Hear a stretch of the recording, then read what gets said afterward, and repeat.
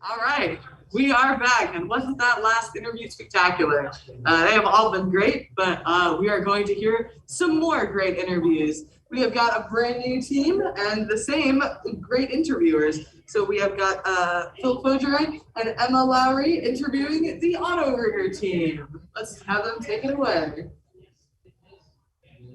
Thanks for the intro. It was really cool to see all of the tools that you guys were able to develop. This is actually something that I studied back when I was in school over 10 years ago. And it's so cool to see for this over the years. And I was able to play with it a little bit and try out some of the features. And there were a bunch of hidden things in there that were really surprising and impressive. One of the questions that I definitely want to ask is if there were any technical issues that you guys worked through that really led to like the project. There was this in Maya, there's like distance to measure tools, like for like basic things. What we didn't know because we needed to use distance tools to create like stretchy legs. We needed the length of the leg to create the stretchy. So what we didn't know is that the distance tool, even in local space, still pairs itself to world space and just constantly updates. So we really need to get into like OpenMaya vector-based stuff just to measure the full length of polyometric stuff. I would say that the biggest technical issue that we had to overcome was the transition from Python 2 to Python 3. Halfway into the production of the tool, Maya updated which Python version they were using. We had to convert everything from one to another. What was that process like? There was a whole different import system. We had to basically go in and find all of the import code that we had and just replace it with the new system of doing it. There was a bunch of small functions that were built into Python 2 that were no longer supported by Python 3 because they kind of got absorbed by better, bigger functions, I guess would be the way I put it. So we just kind of had to go in and just translate everything. Yeah, that sounds like quite a challenge and quite a roadblock that I'm sure you had to spend a lot of time working through. But what you guys achieved is really impressive. It's awesome. I was just looking at what that auto rigger can do. Man, I was just sitting there wondering, how do you guys prioritize the features that you were putting into maybe that tool? How did you guys plan it out and get all those little pieces working together? What was that like? Specifically the leg or just in general? I was asking about the leg, but if there's another one that you want to talk about before. So, in regards to the leg, it started off as it was sort of layered. Mm-hmm. I worked on the basic system. So stretchy leg, attribute-based, multiple, and things like that before Terry took over and added a layer, the advanced vector code.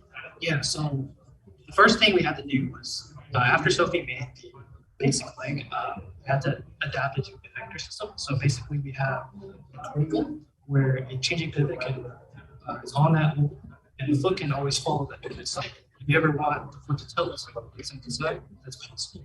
And then later in the year, we managed to develop the auto hip system with minor matrices, which were only recently introduced in Maya 2020. So there's a bit of a learning curve trying to understand how to incorporate the Maya matrix nodes, because Maya already has matrix math built in. That's how it calculates its world space and rotational kind of thing. So we had to find a way to, first of all, make the auto system work with the matrices because it makes it more efficient, and you can see all the nice things.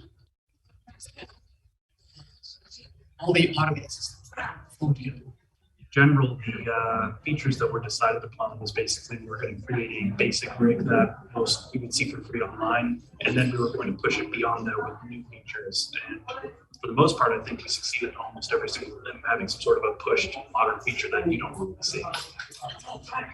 How did you guys go about scoping out this entire project? Especially if you wanted to push each limb to the next limit, how'd you plan that out? So the good news is that the way that the rigging system works is it's very layer-based, like they were saying, which means that we can add more functionality on top of already existing functionality. So there wasn't so much a need to worry too much about the scope of how much are we going to get into here. It's more let's just see how much we can get done. we get to a base level and we push it as hard as we can. It's more like a layered marathon sort of approach. It's like, let's get this stuff done. Okay, now let's put on the next pancake. Great.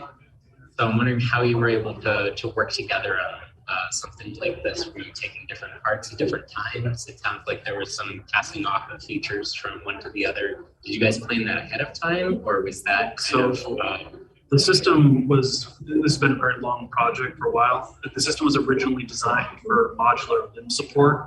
So all of the different body parts are kind of different sections, for lack of a better term. Yeah. There's entire different scripts for all the different ones. So it's actually very easy to kind of break up the workflow to different limbs, body parts for working independently, and also kind of like move it around a bit. Very cool. It helps a lot that a lot of the features can be applied upon an existing skeleton. So it's just like if you worked on this, as long as it worked on one joint or it needed a reference, you could just call it later or just do everything that you worked on at that point. So did you guys have to use some sort of source control, or were you able to just send scripts back and forth to test and stuff like We that? used GitHub. Yeah. Sometimes we ran into issues with Git where we couldn't,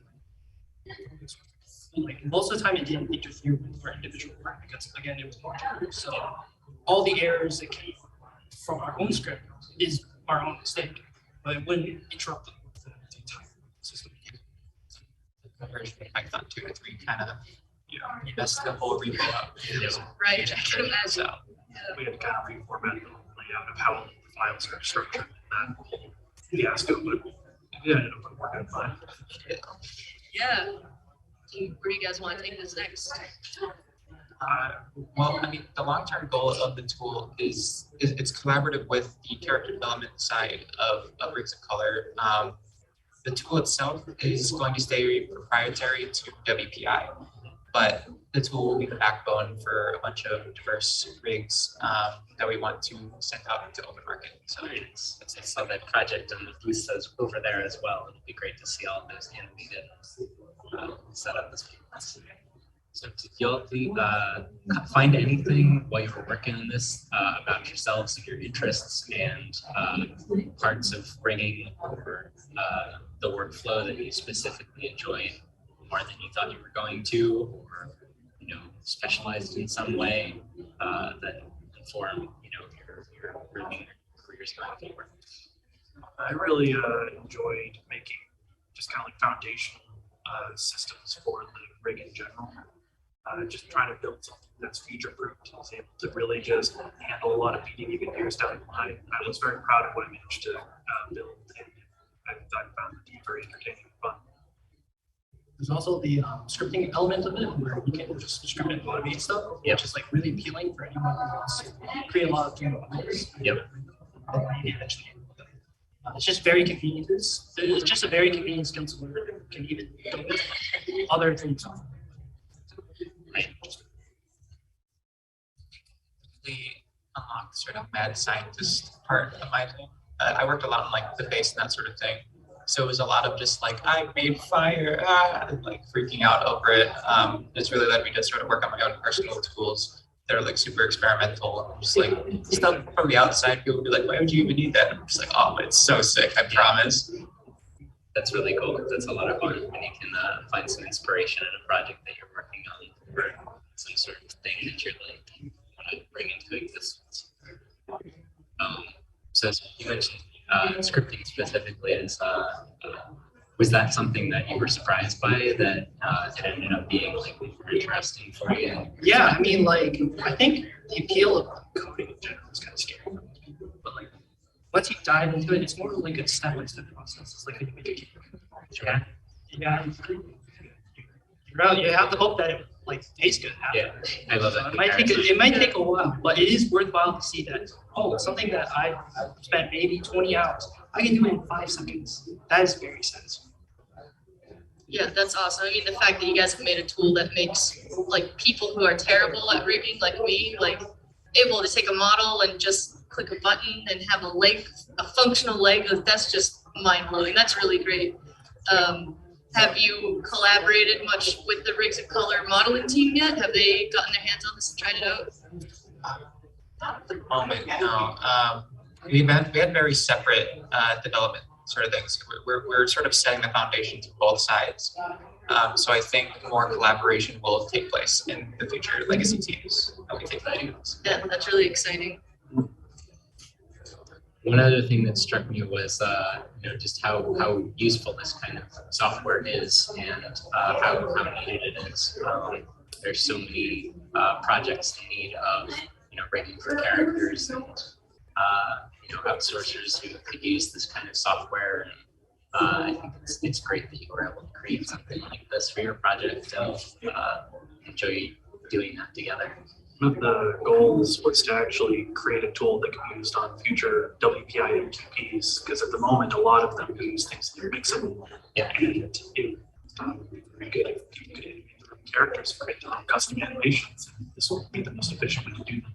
That's really awesome. It's definitely like a distancing that a lot of MQPs have, where they're just like, we want to have a really high quality rig and 3D model, and all that, but they're just like, oh, we have to rig now, so we have that proprietary tool would be super useful for people too. That's really great. Like this, you guys have done incredible work, and just to make something that you can pass down for future, MQP, IMG students, and just WPI students in general. That's really cool. It looks like we're out of time. Thank you for the interview and for creating this tool, and good luck with everything in the future. Thank you very much.